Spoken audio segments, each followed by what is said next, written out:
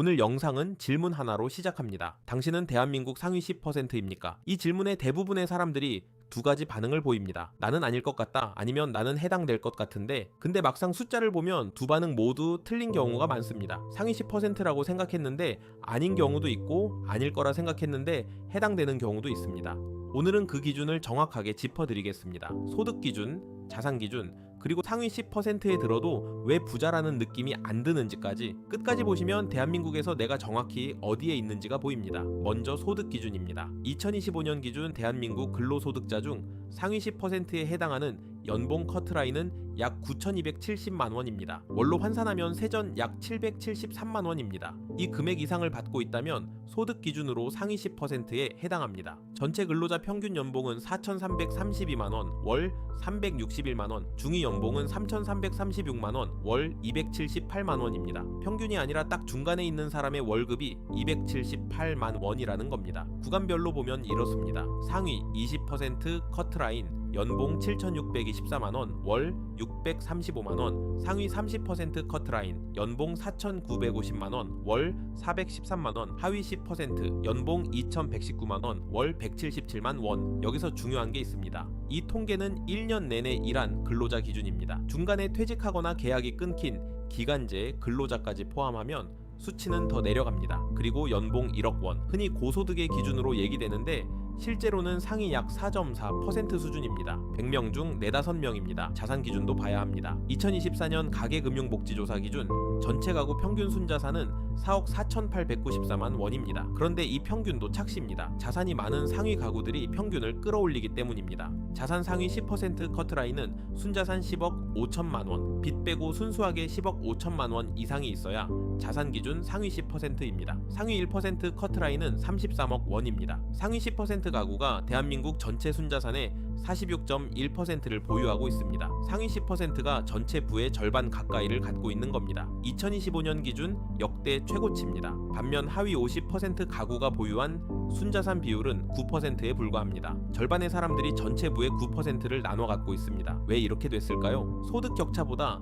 자산 격차가 훨씬 빠르게 벌어지고 있기 때문입니다. 근로소득은 일해야 들어옵니다. 상위 10%와 하위 10%의 연봉 격차는 수배 수준입니다. 그런데 자산은 다릅니다. 자산 상위 10% 커트라인이 10억 5천만 원, 하위 50%의 순자산 점유율은 9%. 이미 수십 배의 격차가 납니다. 더 무서운 건 이 격차가 시간이 갈수록 벌어진다는 겁니다. 자산이 자산을 만들기 때문입니다. 10억 원짜리 부동산을 가진 사람이 1년에 5% 오르면 5천만 원이 생깁니다. 아무것도 하지 않아도 월급 300만 원인 사람이 1년을 꼬박 모아도 저축으로 5천만 원을 만들기는 불가능합니다. 이게 소득 격차보다 자산 격차가 더 빠르게 벌어지는 이유입니다. 부동산 가격이 올라갈수록 이 구조는 더 심화됩니다. 2025년 순자산 진위계수는 0.625입니다. 0에 가까울수록 평등, 1에 가까울수록 불평등. 관련 통계를 집계한 이후 역대 최고치입니다. 여기서 흥미로운 숫자가 등장합니다. 2023년 조사에 따르면 한국인이 부자라고 생각하는 자산의 최소 기준은 46억 원입니다. 순자산 상위 10% 커트라인이 10억 5천만 원인데 사람들이 생각하는 부자의 기준은 46억 원입니다. 상위 1% 커트라인인 33억 원보다도 높습니다. 왜 이렇게 높을까요? 크게 두 가지 이유가 있습니다. 첫째, 한국은 자산에서 부동산 비중이 매우 높습니다. 집은 있는데 현금이 없는 구조입니다. 자산이 있어도 쓸 수 없다고 느낍니다. 그래서 체감 부자 기준이 높아집니다. 둘째, 비교하는 문화입니다. 주변을 보면 나보다 잘 사는 사람이 항상 있습니다. 기준이 계속 위로 올라갑니다. 실제로 순자산 상위 1% 가구조차 은퇴 이후 생활비가 부족하다고 느끼는 비율이 11.7%에 달했습니다. 객관적으로 상위권에 있어도 주관적으로는 부족하다고 느끼는 구조입니다. 소득 상위 10%, 연봉 9,270만 원, 월세전 773만 원을 받는 사람도 본인이 부자라고 느끼는 경우는 많지 않습니다. 이유가 있습니다. 첫째, 서울과 수도권 생활비 문제입니다. 서울 기준 상위 10% 연봉 커트라인은 전국 평균보다 높은 약 1억 50만 원입니다. 서울에서 월 700만 원대를 벌어도 주거비, 교육비, 생활비를 빼고 나면 체감 여유는 크지 않습니다. 둘째, 소득은 상위 10%인데 자산은 다른 경우입니다. 연봉 9,270만 원을 받더라도 집이 없거나 자산이 없으면 자산 상위 10% 기준인 10억 5천만 원과는 거리가 멉니다. 소득 상위 10%와 자산 상위 10%는 완전히 다른 이야기입니다. 셋째, 세금과 4대 보험입니다. 연봉 9,270만 원의 세후 실수령액은 월 540만 원에서 560만 원 수준입니다. 세전과 세후의 차이가 상당합니다. 상위 10%라는 숫자는 맞는데 실제 삶에서 체감하는 여유는 그 숫자만큼 크지 않은 이유입니다. 지금의 자산 격차는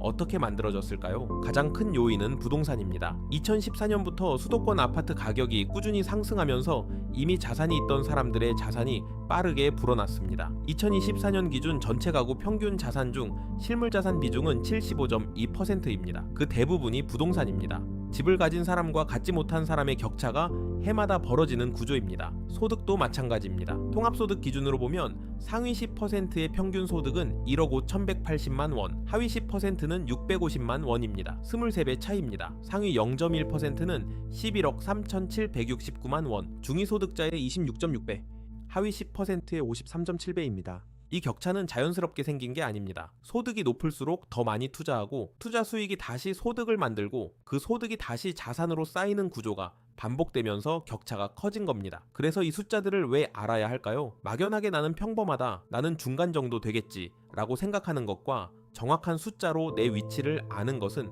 출발점이 다릅니다. 내 연봉이 전체에서 어디에 있는지 알면 목표가 구체해집니다. 내 자산이 어느 구간인지 알면 무엇이 부족한지가 보입니다. 그리고 이 영상에서 가장 중요하게 드리고 싶은 메시지가 있습니다. 소득 상위 10%와 자산 상위 10%는 다릅니다. 소득을 올리는 것과 자산을 쌓는 것은 전혀 다른 게임입니다. 월급을 아무리 열심히 받아도 자산이 자산을 만드는 구조밖에 있으면 격차는 좁혀지지 않습니다. 지금 당장 할 수 있는 건 하나입니다. 내 현재 위치를 정확히 확인하십시오. 연봉이 얼마인지, 순자산이 얼마인지, 전체 기준으로 나는 어디에 있는지 그 숫자를 알고 나서 다음 방향이 생깁니다. 오늘 나온 숫자들을 정리합니다. 소득 상위 10% 커트라인, 연봉 9,270만 원, 월 773만 원, 전체 근로자 평균 연봉 4,332만 원, 월 361만 원, 전체 근로자 중위 연봉 3,336만 원, 월 278만 원, 연봉 1억은 상위사 0.4%, 자산 상위 10% 커트라인 순자산 10억 5천만 원, 상위 10%가 전체 순자산의 46.1% 보유, 하위 50%가 보유한 순자산 비율 9%, 한국인이 생각하는 부자 기준 최소 46억 원. 이 숫자들이 내 얘기입니까? 아직 먼 얘기입니까? 그 대답이 앞으로의 방향을 결정합니다. 숫자를 알아야 목표가 생기고